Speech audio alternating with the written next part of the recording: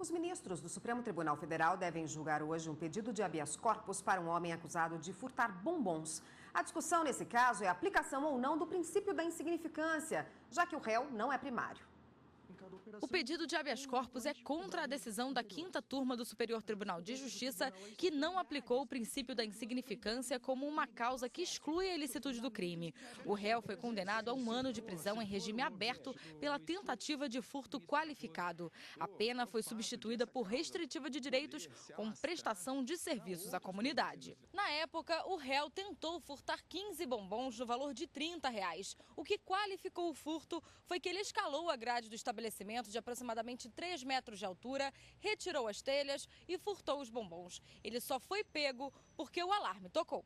A discussão neste caso é a aplicação ou não do princípio da insignificância, já que o réu é reincidente. O relator do caso é o ministro Roberto Barroso e a Procuradoria-Geral da República é contra o pedido.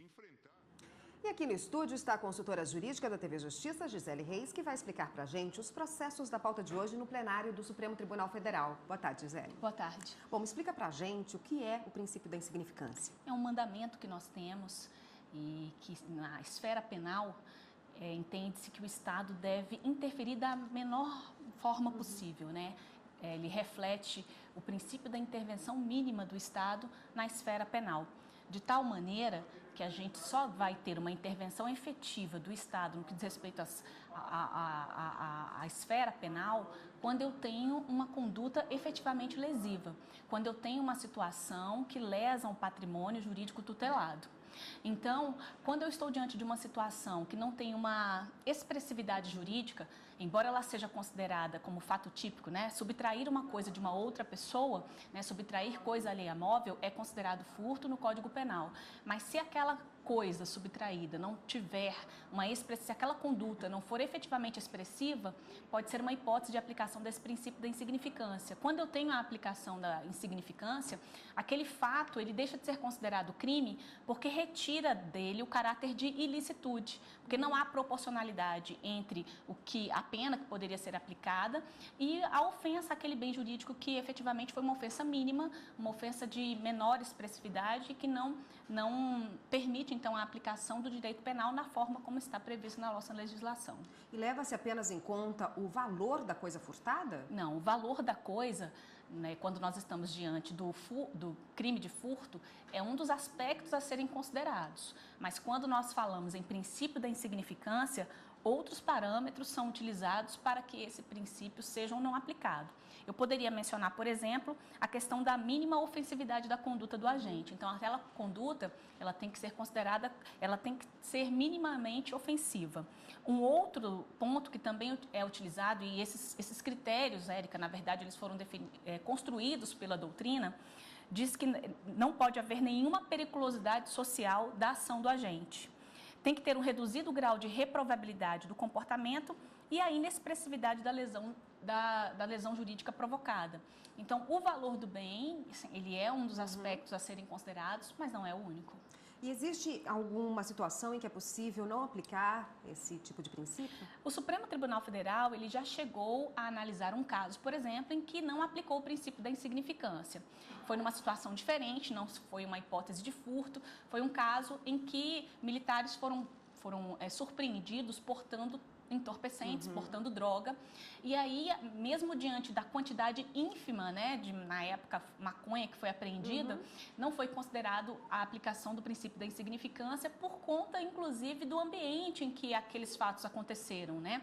Tratavam-se de militares que estavam dentro do ambiente castrense, ali na unidade do quartel, e eles foram pegos, então, com essa quantidade de maconha, embora fosse uma quantidade pequena de droga, ainda assim, não ficou caracterizado, não foi possível aplicar o princípio da insignificância. Então, o Supremo Tribunal Federal já analisou alguns casos, o que eu poderia citar no momento seria esse.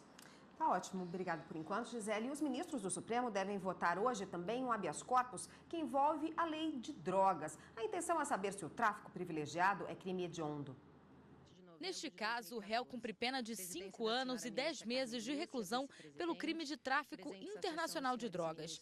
Com base no decreto do indulto natalino, a defesa formulou o requerimento visando extinguir a pena, o que foi negado pelo juízo das execuções penais.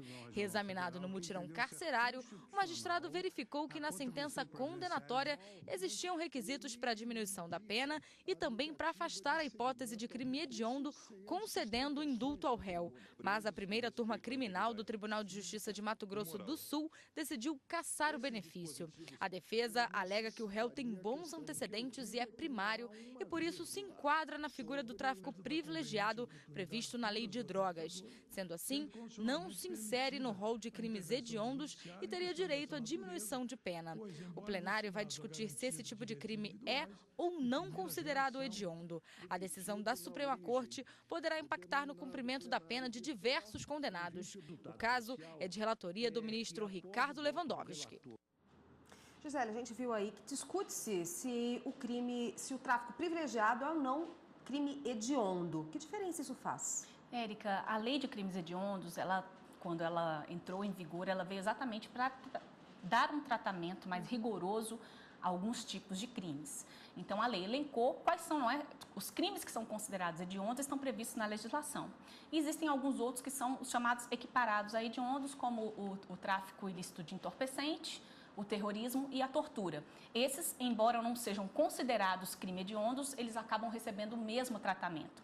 Então, a diferença que nós temos a partir do momento em que se considera um ilícito como hediondo ou não, está exatamente naquelas garantias que não estão previstas na lei de crimes hediondos. Por exemplo, a lei de crimes hediondos estabelece que para esses ilícitos e aqueles ilícitos também equiparados a hediondos, não se aplica o indulto, a graça e a anistia, nem a fiança. Então, são crimes inafiançáveis. Uma outra consequência é a questão do prazo da prisão temporária. Eu tenho, para os crimes que não são considerados hediondos, a prisão temporária é de 5 dias, prorrogável por igual período. Quando eu estou diante de um crime hediondo, esse prazo modifica completamente. O prazo já é de 30 dias, prorrogável por igual período. E um outro ponto fundamental que interfere significativamente no que diz respeito ao cumprimento da pena é no que diz respeito à progressão de regime. Quando eu estou diante de um crime que não é considerado hediondo, é possível a progressão de regime a partir de 1/6 do cumprimento da pena.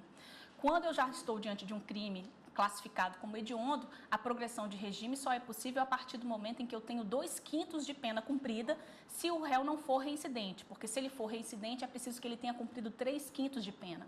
Então, são essas as consequências. Existem realmente consequências que o cumprimento da pena é diferenciado, alguns tratamentos específicos, alguns benefícios que se aplicam para os ilícitos que não são considerados hediondos. Quando tem essa característica da hediondez, eles já não se aplicam, é um tratamento de fato mais rigoroso. E como a legislação trata este crime e o que autoriza a aplicação da causa de diminuição prevista na lei de drogas? O tráfico privilegiado, ele foi criado, essa figura foi criada com a lei 11.343, que é conhecida como a lei de drogas, e ela trata de uma maneira diferenciada mesmo aquela situação do traficante que não é contumaz na prática do tráfico de ilícito de entorpecentes. Então, aquela pessoa que é primário, tem bons antecedentes criminais, não se dedica à organização criminosa, nem integre o crime organizado, então ele tem direito a essa redução da pena. Então, a partir do momento em que se configura que ele preenche esses requisitos, ele tem direito a essa redução de 1/6 a 2/3 da pena. Então, o que se discute aqui é saber se essa redução, porque a lei criou essa figura do tráfico privilegiado, o fato de conceder esse benefício para essa pessoa, que não é habitual na prática do tráfico de entorpecentes, significa que a legislação retirou o caráter hediondez do tráfico? Então, a grande discussão que nós temos é exatamente essa. Vamos esperar, então, a decisão dos ministros hoje, né?